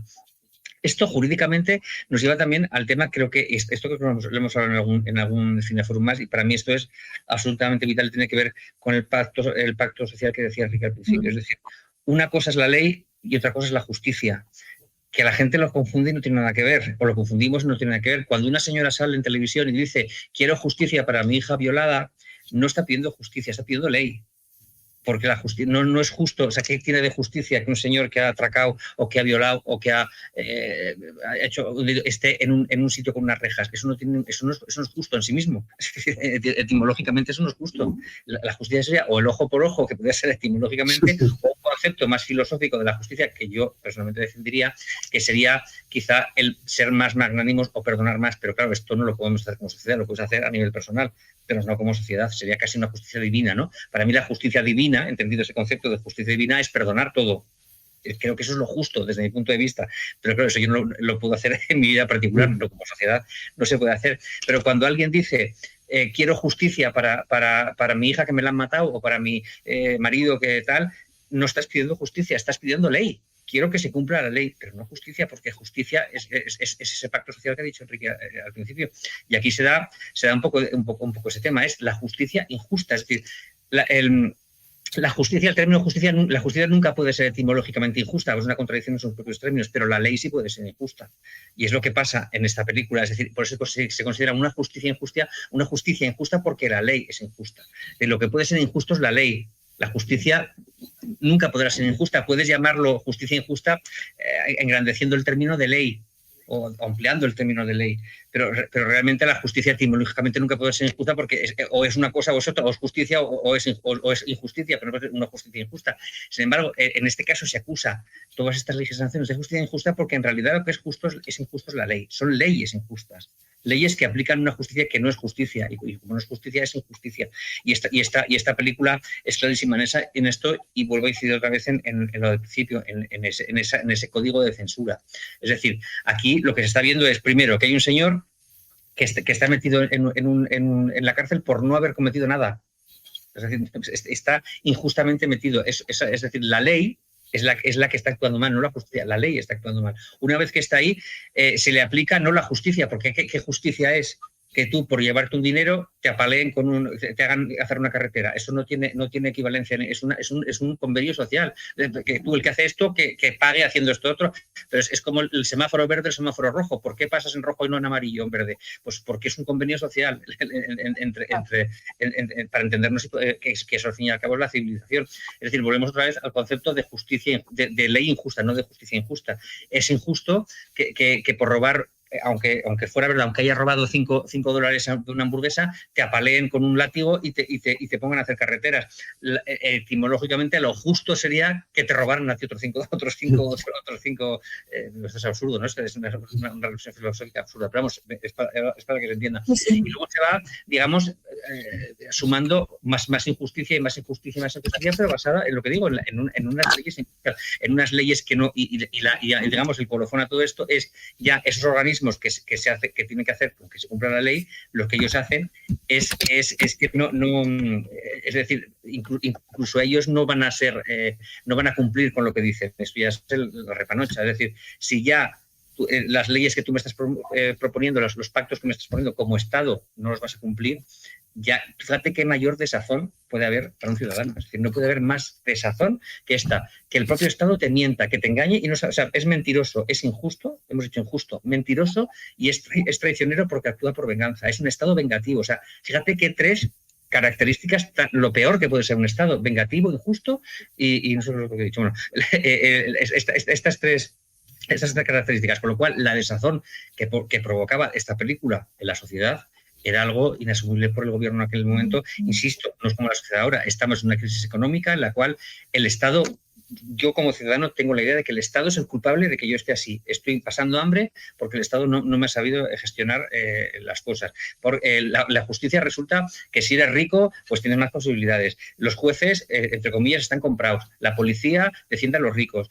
A ver, esto no digo que fuese así, que en cierta parte podría ser también así, pero realmente no sería así a grandes rasgos. Pero es lo que el ciudadano percibe y lo que el gobierno no quería que el ciudadano percibiese con las películas, porque podía ser un revulsivo, podría llegar incluso a hacer una revolución si se cebaba mucho esta conciencia ya muy tocada de los ciudadanos con películas en las cuales se ven estas atrocidades. Insisto, un Estado traidor, un Estado vengativo, lo peor que puede pasar. No puede haber un Estado peor que ese.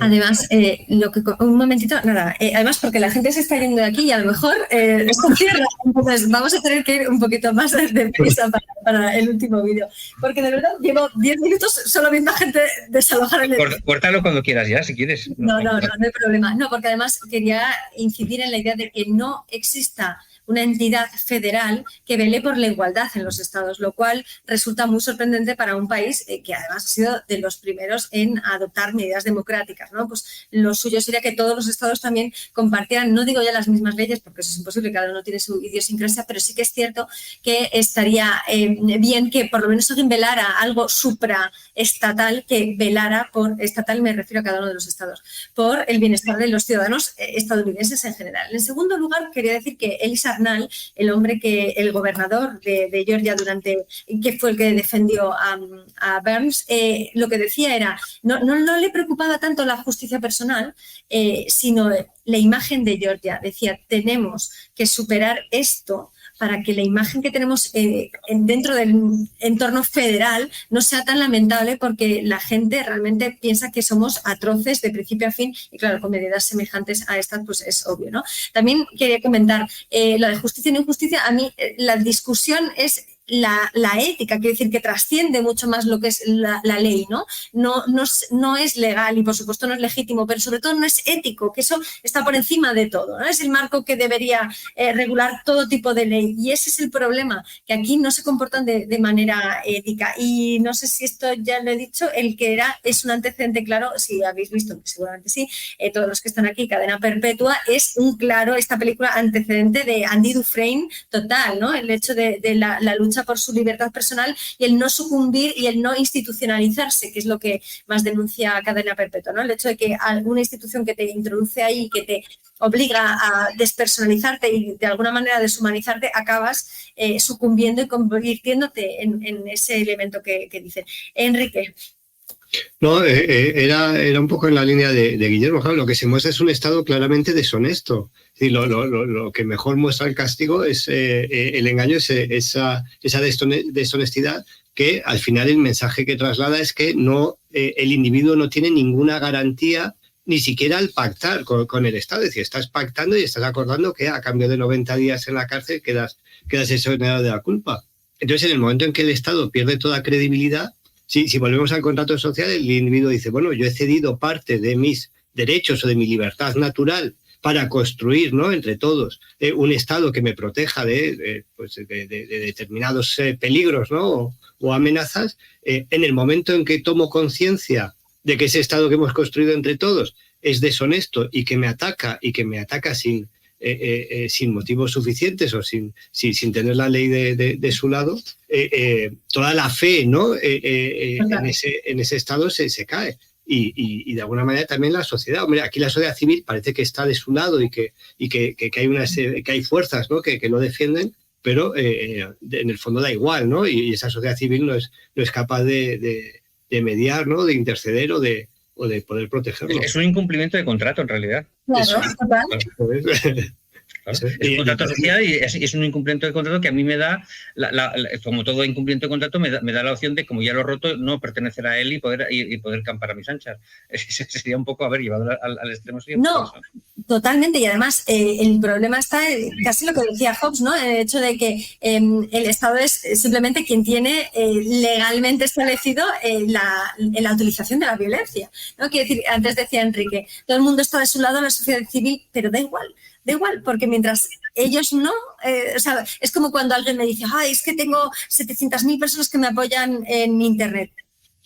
Ya, pero quiero decir, está genial porque es verdad, y la mayor parte de las cosas que hay aberraciones y todos compartimos, y decimos, ¿por qué no podemos hacer nada? Ahí está, porque no se puede, no tenemos esa fuerza, no tenemos el control de la violencia ni tampoco el control de la toma de decisiones, por mucho que... Entonces, aparte de que eso de que la sociedad civil está con él, sabemos que está con él la parte, digamos, de Illinois o la parte, digamos, del norte, pero no se dice nada que opina la sociedad del sur de este tema. Es decir, que esto sería interesante, es decir, los ciudadanos del sur para los cuales están gobernando estas leyes, para las cuales se aplican estas leyes, a los cuales estos carceleros trabajan para esas cárceles, es decir, la propia población, porque sabemos que la de Illinois que la de Illinois no tiene esos métodos. Claro. Es decir, los ciudadanos que están sometidos a esos métodos, esas fuerzas sociales que decía Enrique que lo apoyan en Illinois, lo estarían apoyando aquí. Eso no se muestra. No sabemos hasta qué punto esos ciudadanos dicen, no, es que estamos de acuerdo con que esto sea así. Es decir, nuestro pacto social, nuestro contrato social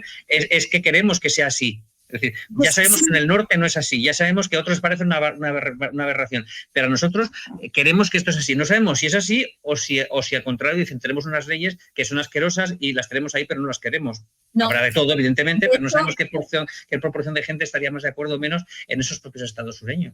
Pues mira, te puedo dar un dato. Resulta que cuando de alguna manera condonaron el problema que tenía este hombre, hubo muchísimas cartas quejándose a los medios. ¿Pero del propio sur? Sí. No, es el padre severo también, claro, habría muchos que dicen, a mí me convence el castigo por el castigo y creo que la única posibilidad de redención está en pagar el castigo. Así de cartas a medios diciendo que, claro, que lo que querían hacer era que cualquiera entrara y que se escapara y encima le daban un niño. En su contrario, estoy seguro que en Illinois y en los estados del norte habría mucha gente que diría, mira, ojalá fuéramos como los del sur, claro. A lo mejor. De todo, claro. Claro. Sí, pero que diga eso también, claro.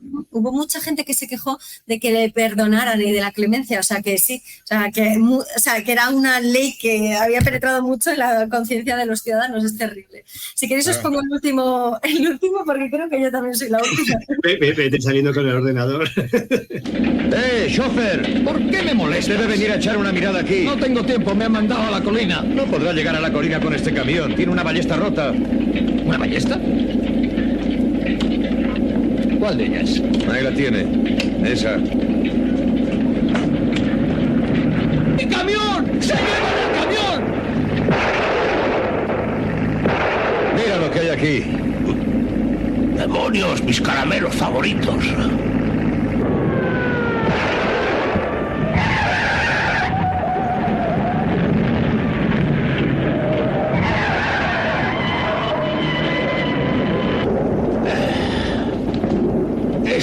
No he fallado.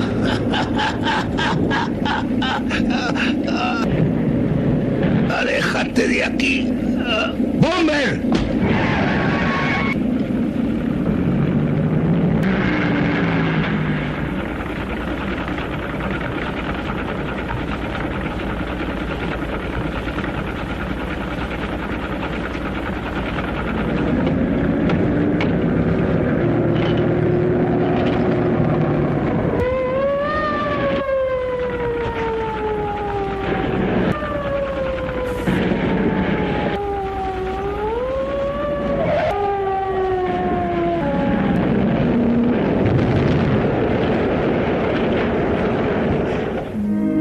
Condenado se escapa por segunda vez. La policía estrecha sus redes. James Allen, huido otra vez. Allen, desesperado al negársele el perdón, vuela a un puente y huye. Las autoridades están seguras de su captura. ¿Qué pasa con James Allen? ¿Es él también otro hombre olvidado? Desde que realizó su segunda y espectacular fuga, nada se ha sabido de él.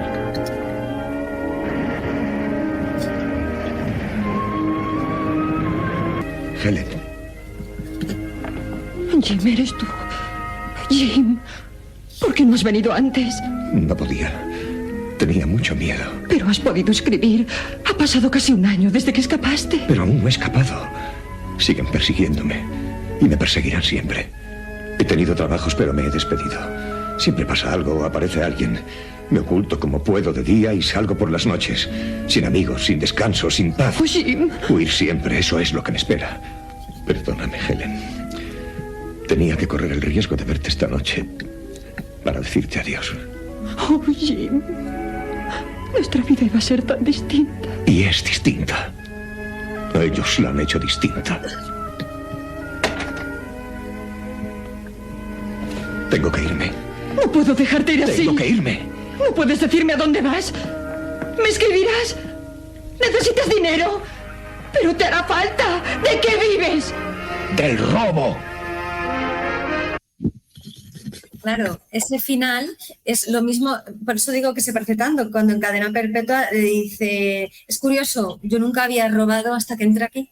Y aquí he aprendido a cometer muchos delitos, ¿no? Pues es lo mismo. Él dice, ¿de qué vives? De robo. ¿Y por qué entró ahí? Por robar. Pero en realidad él no había robado. O sea, es sucumbir al sistema y luego cometer delitos para poder salir adelante, para defender su inocencia. Es terrible. O sea, es como ya no sé, ir en contra, ¿no? del raciocinio simplemente porque hay una ley injusta.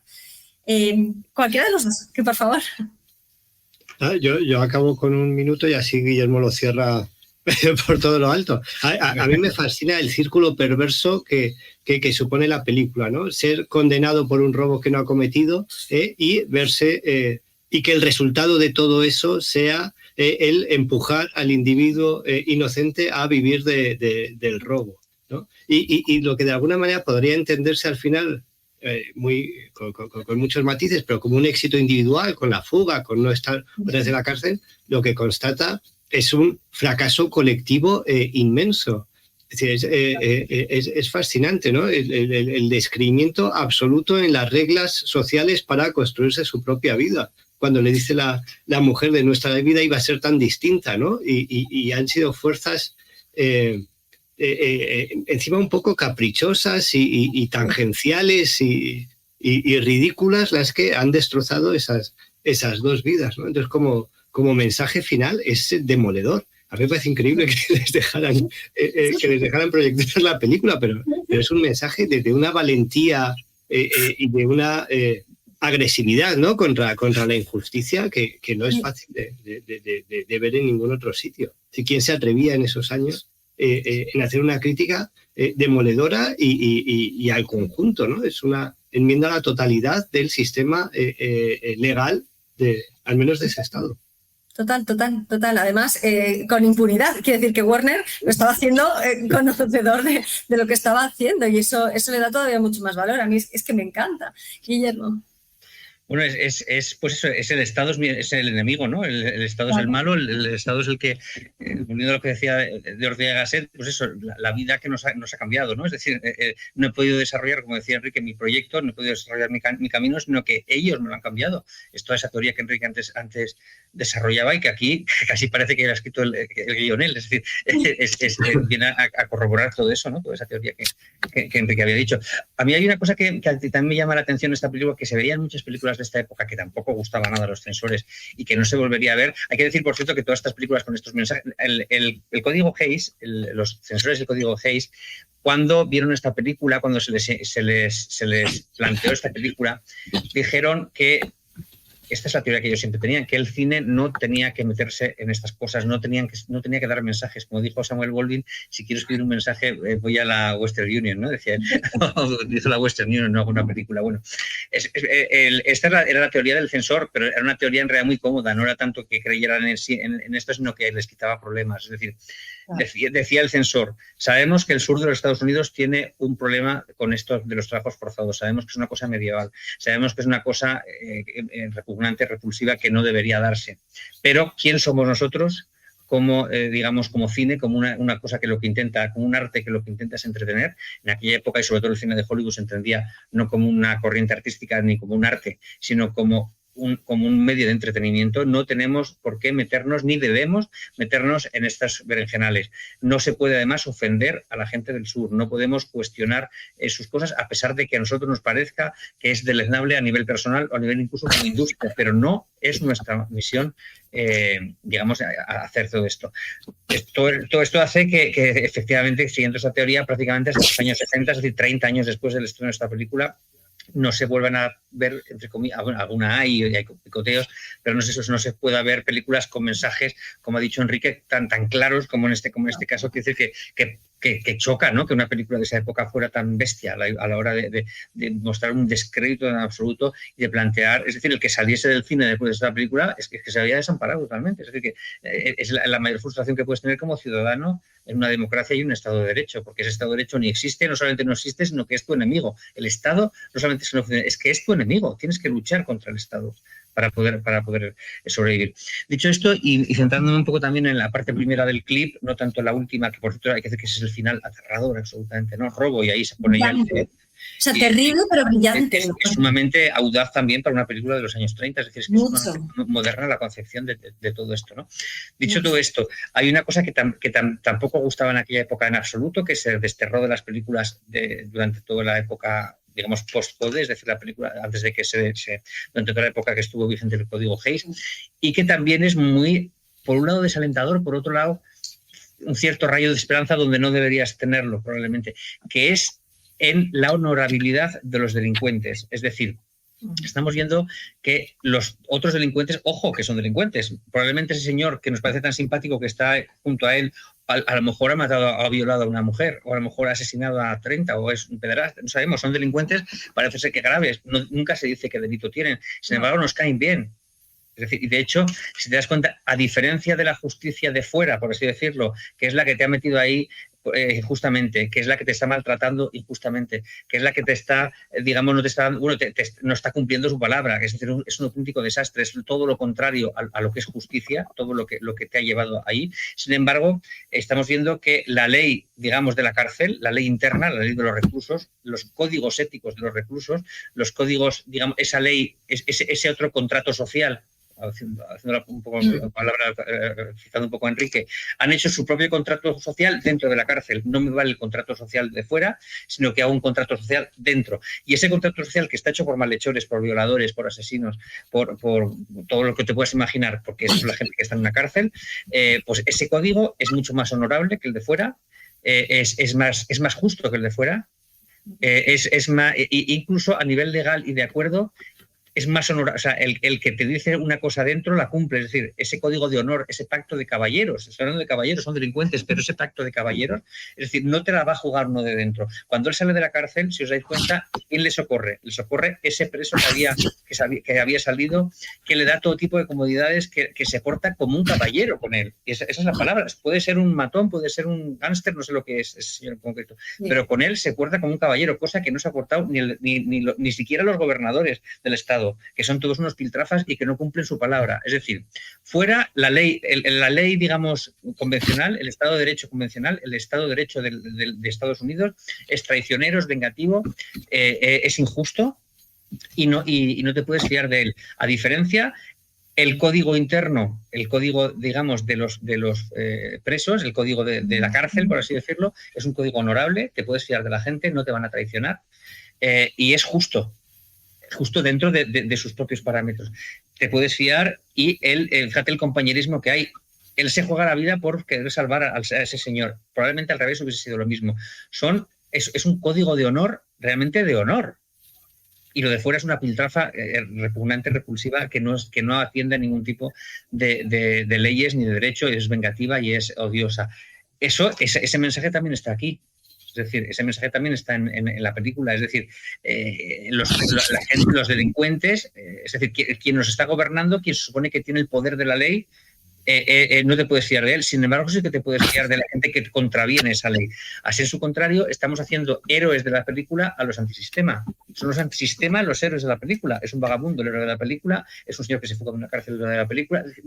Porque lo estamos viendo desde el punto de vista del protagonista, pero si tú lo ves desde el punto de vista de fuera de la ley, es un auténtico antisistema, el héroe de la película. Estamos diciendo que el antisistema es el bueno, el antisistema es el que te puedes fiar, el héroe de la película, y además es antisistema no porque por capricho sea antisistema, sino porque le han obligado, como decía Enrique, en las circunstancias, a ser antisistema. Y, ojo, ¿debería yo como espectador también ser antisistema? ¿Tengo que rebelarme? ¿Tengo que no hacer caso a lo que me dice el gobierno? Este es el temor que tenía el gobierno, y por eso quería que el código Hays estuviese vigente. Por eso no quería que se volvieran a hacer este tipo de películas, como no se volvieron a hacer hasta los años 60. Estuvieron 30 años sin volver a estrenar películas de este tipo, porque creaban esa sensación, que podía crear una sensación en el espectador de este señor se ha rebelado, este señor es antisistema, y yo creo que incluso como buen americano también tengo que ser antisistema. Y eso es lo que querían evitar. Son muy individualistas también. La sociedad norteamericana es muy individualista, entonces les funciona muy bien esa atracción por el que se desmarca, ¿no? Por el fugitivo, por cualquier que se desmarque. Había mucho temor en aquella época que los gángsters, esta es una película en la cual es una buena persona, pero incluso los gángsters, James Cagney, Edward G. Robinson, todos aquellos gángsters en los años 30 que habían estas películas, se consideraban los héroes de la película. Y decía el Estado, no podemos hacer que los héroes de las películas, que antiguamente eran los vaqueros y no sé qué, y John Wayne, sean los gángsters y la gente que va en contra del sistema. Pero la gente disfrutaba, porque en el fondo la gente lo que estaba viviendo era que el Estado no les había cubierto sus necesidades, que el Estado les había abandonado, que el Estado, digamos que estaban todos muriéndose de hambre porque aquellos no gestionaban bien, con lo cual el que se rebelaba, ya fuera un gángster tremendo como James Cagney, aunque fuera un asesino, pero en el fondo es verdad que el público no estaba de acuerdo con que matasen a gente ni esa labor de gángster, pero había un cierto regustillo a que se rebelaban contra el Estado. Y es lo que decía Enrique, es individualismo de, vale, no estoy de acuerdo con que James Cagney vaya matando a tiros a la gente por las calles, pero en el fondo se está rebelando contra estos señores que hay que rebelarse contra ellos porque son todos unos indeseables.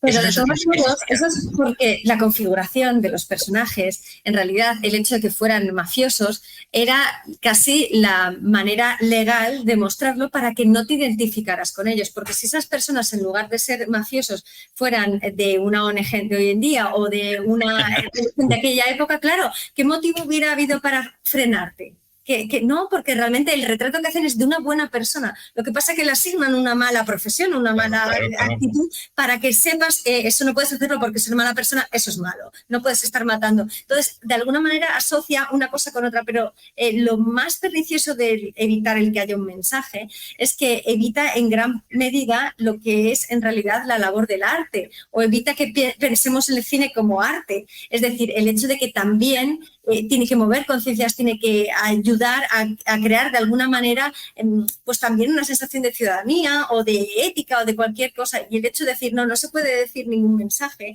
es también contraproducente, o por lo menos, porque yo sé que el cine de la tapadora es maravilloso y es arte total, ¿no? Pero el hecho de que no se le permita decir ningún tipo de mensaje o ir en contra de la beta que es la principal, sí que tiene mucho que ver con no digo el adocinamiento de la gente, pero sí que es verdad de evitar que piense. Y el arte en realidad tiene que hacernos pensar, porque si no podemos pensar a través del arte, entonces es prácticamente imposible que podamos pensar con nada. Pero, dicho todo esto, hay que decir que efectivamente, como ha dicho Lucía, la época de mayor creatividad cinematográfica de Hollywood, la mejor época de Hollywood es mientras estuvo el Código Hays vigente, y eso es así. Es decir, la época, digamos, la edad dorada del cine fue mientras estuvo el Código Hays vigente. Yo no sé si es casualidad o no, o qué, pero dicho esto, es así. Paradojas de la vida. Es una realidad. Así que... Pues a los dos, muchísimas gracias. Por lo menos no han apagado nada, así que no me siento tan desconcertada como el protagonista. Bueno, ahora no podrás salir de ahí.